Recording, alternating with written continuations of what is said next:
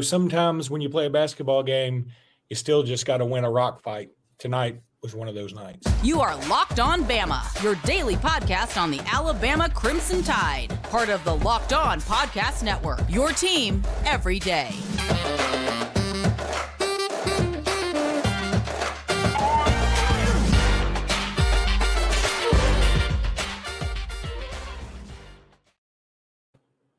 Hey, everybody. Welcome back into Locked On Bama. Luke Robinson, that's me. Jimmy Stein, that's him. Thank you so much for making this your first podcast listen every single day. You guys are very much appreciated.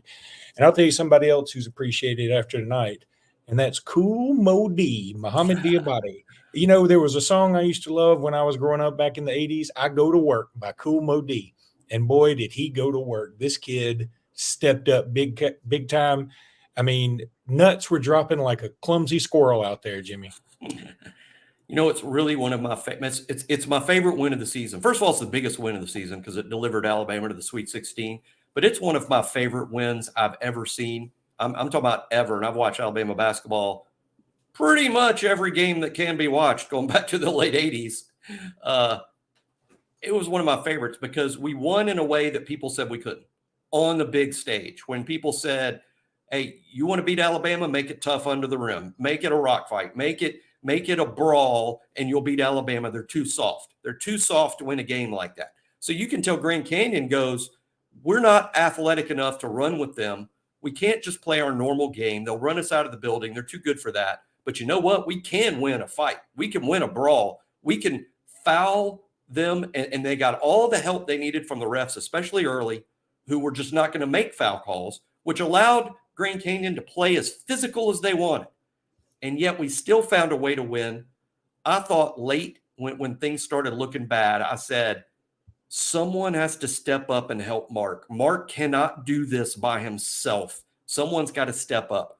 I did not think that person would be little Mo, but Mo D stepped up and he became that guy. And we flat out don't win the game without him. He was the one that stepped up.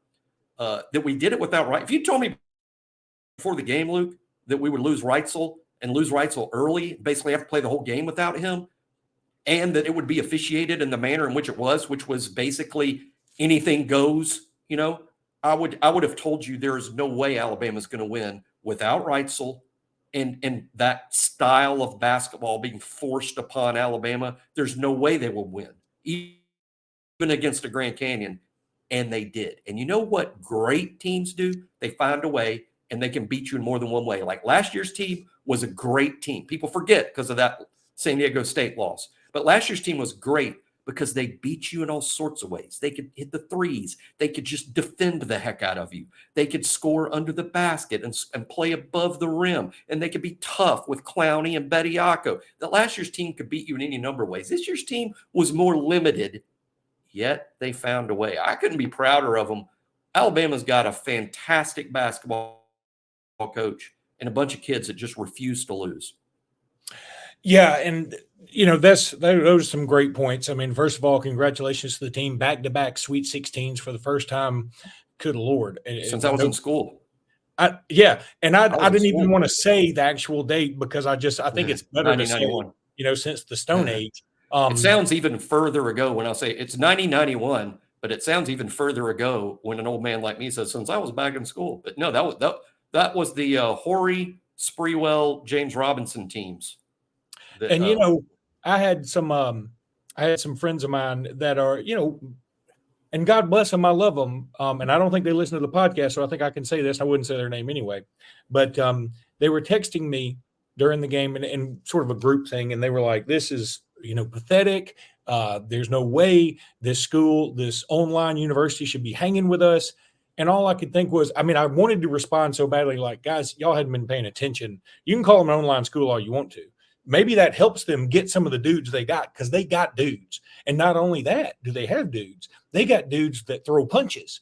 And they were throwing punches and elbows and everything else. And again, I'm not here to complain about the officiating, especially since we won. I thought the bald-headed official, he needs to really be looked at in terms of how bad an official can be before you actually get to officiate games, especially in the NCAA tournament. It was to the point where you thought somebody was going to get hurt. I thought it was incredibly overly physical when it didn't need to be. And then when you think about, I don't know, I'm not even going to look at the stats, how many foul shots Grand Canyon shot versus the number that we shot. And especially something like 37-20. I mean, it's, again, I mean, yeah, it happens. And so I'm not going to even complain about the officiating. But boy, when you let two teams play a game like that in the tournament, it can really lead to some high intensity moments. And that sort of made it fun, but it's scary for the players. And I'll tell you what, Jimmy, here's the thing though, that you said that I agree with. We probably needed that. There was a point in the game about, 7-8 minutes left when Grand Canyon made a little bit of a run, and maybe 5 minutes left. And nobody on our team seemed to want the ball except Mark Sears, who was a man among men. I mean, he was playing out of his mind again. And the other one was Aaron Estrada, who I think just didn't know, hey, I'm not getting it done. I think Aaron Estrada is so confident in his own ability sometimes that he's like, I'm just going to keep playing. He wasn't great tonight. I appreciated his effort because the effort was there. He played a ton of minutes. He wasn't great tonight. No, he was not good tonight. And again, nobody's faulting you, Aaron Estrada. We want you to know this. That sometimes people have bad games. Brandon Miller's had bad games, okay? So it happens. But nobody else wanted the ball. And then there were a couple of times where Nick Pringle, I thought, got in the lane, and I'm thinking, just go up, and hopefully they will call a foul or you will dunk it. Those are the two things. And he kicked it out to Sam Walters twice, who missed both of them. And then on another one, I think he kicked it out. Somebody kicked it out to Sam Walters. Walters drived with such trepidation that you could tell the moment he started driving, I said to myself, he's about to get that shot blocked. And Lord knows he got it stuffed right back down his throat. And then there was finally one other time when Sam Walters cut in the middle. Mark Sears found him. He's open. And you could tell it was like the moment the ball was a millimeter from his hands, it felt like every spotlight in the whole gymnasium came on him because you could see his eyes get this big. I've been there. If you've ever played basketball, and I'm talking about even in a pickup game sometimes, when everybody on the court's better than you are or bigger than you are or stronger than you are, and you get a moment to do something, it can overwhelm you. So I'm not mad at Sam Walters for the moment catching up to him a little bit. I get it. What I'm saying is we needed somebody to step up. And I'm like you. I did not, for the life of me, think that would be Mohamed Diabate. And it was. And from this point forward, forever and amen, ever and ever, amen, he is Cool Mo D, in my opinion. Yeah, great example here. In terms of that type of game, two freshmen that are just not ready for that type of game, Sam Walters and Jaron Stevenson. And it's okay. They're freshmen. They're not supposed to be ready for grown man prison rules basketball. They're not supposed to be ready. And it was. I'm stealing that from my compatriot, Travis Reier. I think he used that term tonight. Also, Mo Diabate, though, also a freshman, was ready. Not only was ready, thrived in it, stepped up due to it. Just a great job by him. Pringle, I thought he didn't play great, but Pringle brought juice. We needed juice. Pringle brought juice and was very helpful in the win. Reitzel, for the very few minutes he got to play, Reitzel was fine.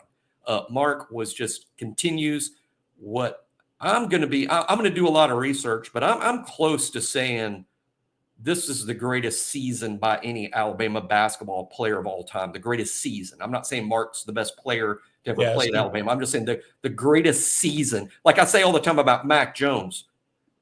Mac Jones isn't the best quarterback that's ever played at Alabama, but I think Mac Jones in 2020 authored the best quarterbacked season I've ever seen at Alabama, including Bryce Young in 2021. I think that was a brilliant season of football that Mac Jones played. And I think Mark Sears, and again, I'm going to spend some of the offseason looking at other seasons, and I'll have a big thing. We'll talk about it here. I'll do a big piece on BOL where I'm like, hey, this is how it ranks. And it's going to be about production. It's not going to be about, oh, well, he's not a great NBA prospect. That's got nothing to do with nothing. What my question is on the court, what he does for his team, is this the greatest season in Alabama basketball history by a single player? I know this. He's got way more 20-point games than Brandon Miller did a year ago. That's right. I'm going to tell everybody about Nissan now. This week's March Madness bracket highlight is brought to you by our friends at Nissan. Each week, we're picking one team that stands out, a team that's pushed it further than the rest, just like any of the all-new 2024 Nissan SUVs. These guys were able to take it to the next level. How about, I was going to say the Michigan State Spartans, but they got run out of the gym yesterday, so I'll go with the Oakland Golden Grizzlies because, they were a lot of fun to watch, even in a loss. But this week, they were obviously the Nissan Rogue. This team absolutely surprised us all with a powerful performance in the first round and their upset against Kentucky, giving them their biggest win in program history without a doubt. They say win life, go Rogue, and that's exactly what the Golden Grizzlies have done here. Take the Nissan Rogue, Nissan Pathfinder, or Nissan Armada and go find your next big adventure. Shop NissanUSA.com. Now I've got to find what my next live read is because I'm so hyped up, Jimmy. I'm having a problem. I know it's nearly my old man bedtime. It's going to be hours before I go to bed. I'm hopped up on goofballs. What's the kid say on Talladega Nights? I'm all jacked up on Mountain Dew. Well, I'm going to tell you, speaking of things that rhyme with Mountain Dew, how about FanDuel? If you really want to stretch it a little bit, FanDuel rhymes with Mountain Dew in some sort of weird universe. FanDuel.com/lockedon is where you want to go to check out FanDuel, and it is awesome. And look, if you're using FanDuel right now to play the tournament, you know how much fun you're having because this has been an absolute blast. You can do it with the NBA. You can do it with football when it comes back. You can do it with baseball, whatever you want. FanDuel's got everything. You can say goodbye to busted brackets because FanDuel lets you bet on every game of the tournament. That's $200. Listen, right now, new customers get $200 in bonus bets if your first $5 bet wins. That's $200 to use on your point spreads, money lines, whatever. You can even pick who's going to win it all. Just visit FanDuel.com/lockedon and bet on college hoops until they cut down the nets, and hopefully that'll be your Alabama Crimson Tide.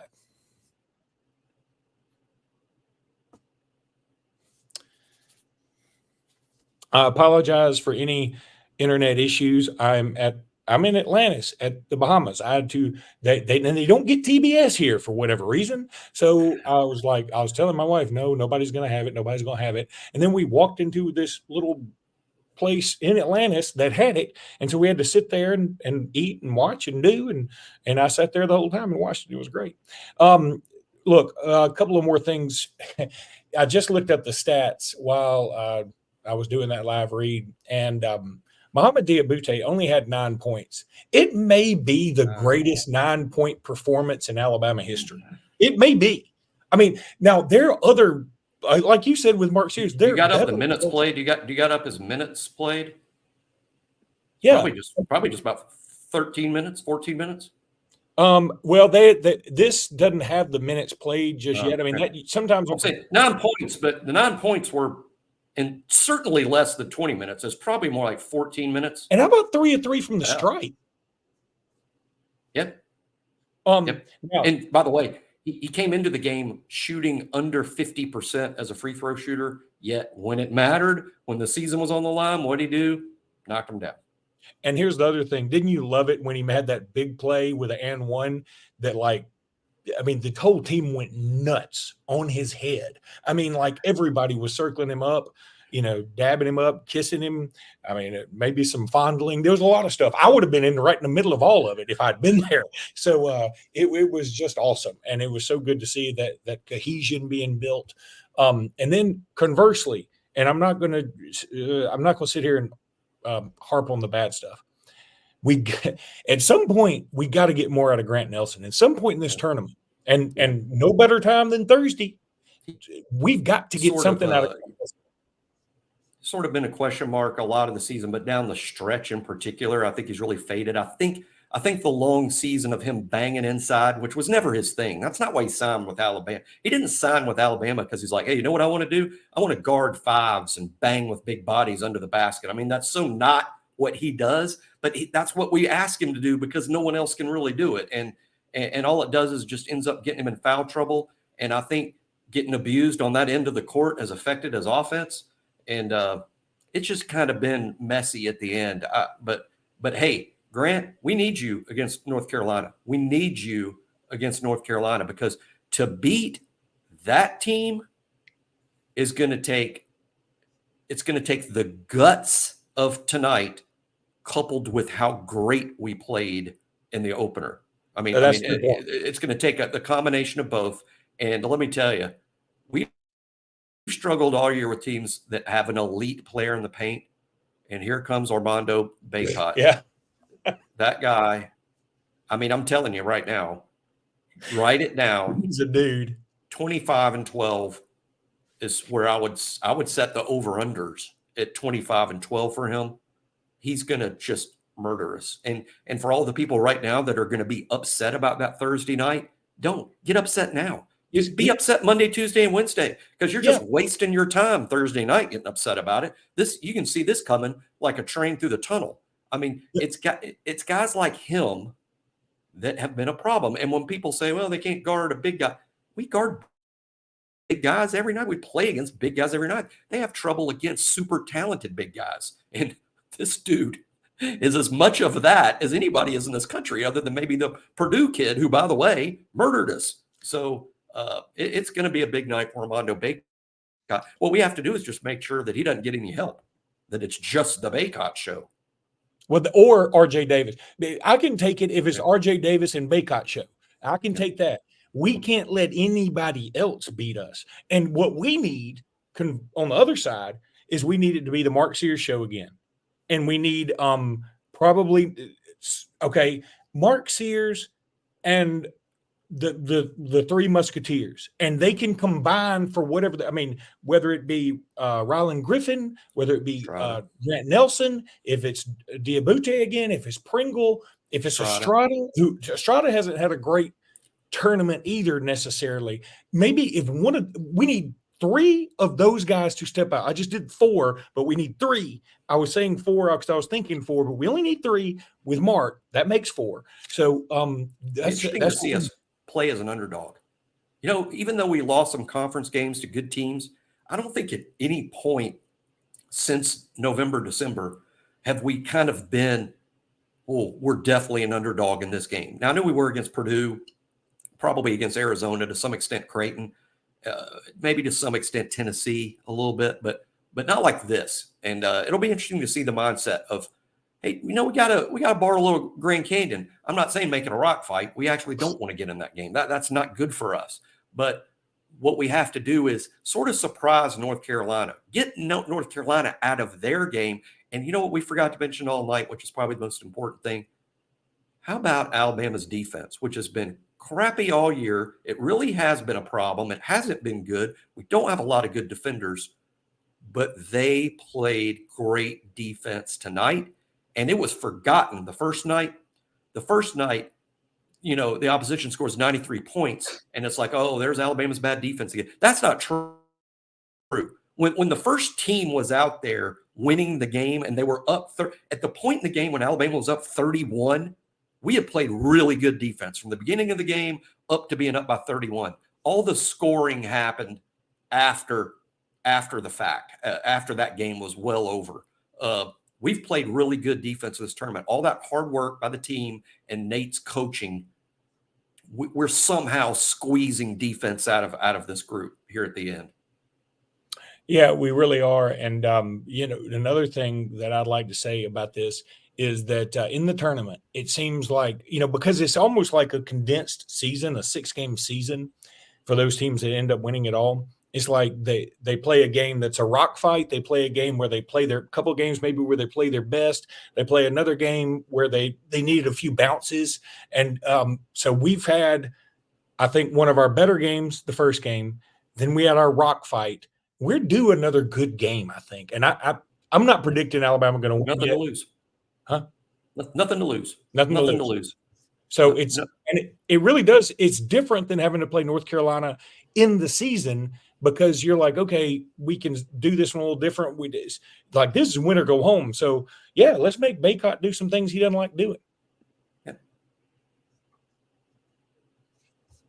But right now, I'm going to tell you about LinkedIn. I talked about things Armando Baycott doesn't like doing. Well, when he ever owns his first business, which he will, it'll probably be something like beating up people because that's what he's good at, but or rebounding. He will want to turn to LinkedIn Jobs. When you're hiring for your small business, you want to find quality professionals that are right for the role. That's why you have to check out LinkedIn Jobs. LinkedIn Jobs has the tools to help you find the right pros for your team faster and for free. LinkedIn isn't just another job board. That's crazy talk. LinkedIn has a vast network of more than 1 billion professionals, which makes it the best place to hire. It gives you access to professionals you can't find anywhere else. LinkedIn does all this while making the process easy and intuitive. LinkedIn knows that small businesses are wearing so many hats, they might not have the time or resources to hire. LinkedIn is constantly finding ways to make the process even easier. So look, go to LinkedIn.com/LockedOnCollege, LinkedIn.com/LockedOnCollege, post your job for free. Terms and conditions, yeah, they're probably going to apply.